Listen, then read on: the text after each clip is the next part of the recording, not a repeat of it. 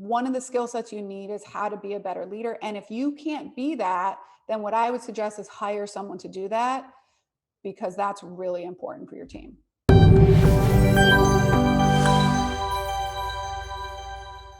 You're hypocritical sometimes, but that's when I also realized my team deserves better of me and I need to be better. If I'm at the head, I need to set the example. Mhm.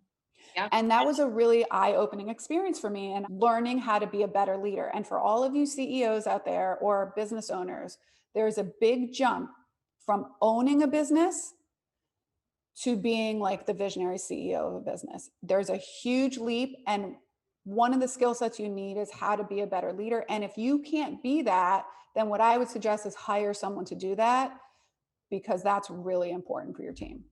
It's the hardest. When people say to me, what's the hardest thing? That has been harder than learning QuickBooks or how to forecast or do a budget or negotiate. Learning how to be a better leader, I had to shed a lot of things in myself and really get uncomfortable with a lot of things. It was the most challenging thing, but coming on the other side of that, I'm really proud of what I've created. I'm really proud of my team. And I like to show other women what's possible with, I'm a wife, I have 2 children. My husband travels for work, for his job. Like, I'm a real person. Yep. I'm not, I don't have corporate investors. I'm not to say that those people are not real people, Of but course. I still do my laundry at home. I cook dinners for my kids. I'm homeschooling, even though they're older, so it's easier. So, but I hope that people can look at me and say, well, it doesn't all have to be done tomorrow, but like step by step. Because when I was starting out, that was one thing. I didn't have anyone to look to. I had no one to look to that looked like me, Mhm. whether they were, meaning female, Right.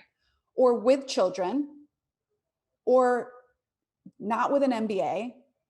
Do you know what I'm saying? So like I had no one to look through. So I would love if someone's like, listening to her story, I now have the confidence that I know I can do it, because it is possible. It is possible.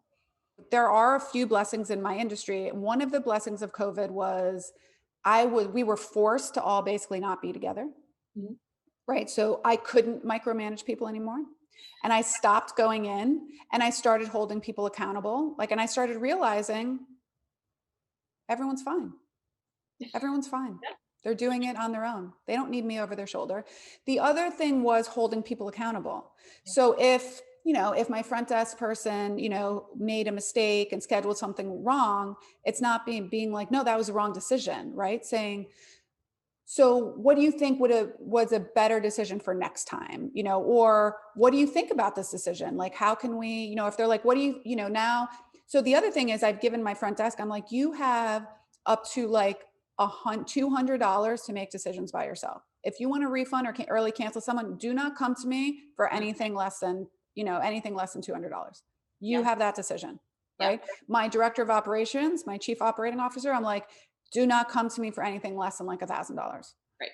You have the capacity to do it now. If I start seeing in my books like things are crazy, we'll have a discussion. Right. But I had to work a lot on myself, right? I had to say, if they leave, it's not that I'm a bad boss.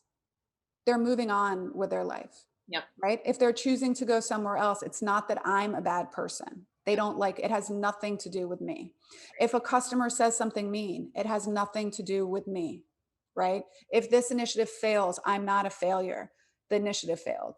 Yep. Right? Failure is an action, not an identity. Truthfully, besides my why in Pilates in the Grove and like impacting community, I also have a very strong sense of purpose. And I also feel that it is a responsibility of mine to now empower and share the knowledge that I've learned with other business owners.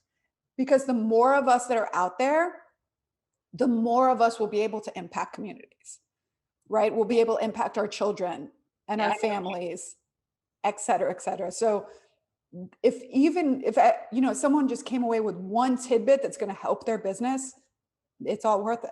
Hey everybody, Jessica LaChance here. Do you want more business education for your fitness studio or wellness business? Subscribe to our YouTube channel or our email newsletters, and we'll see you here soon.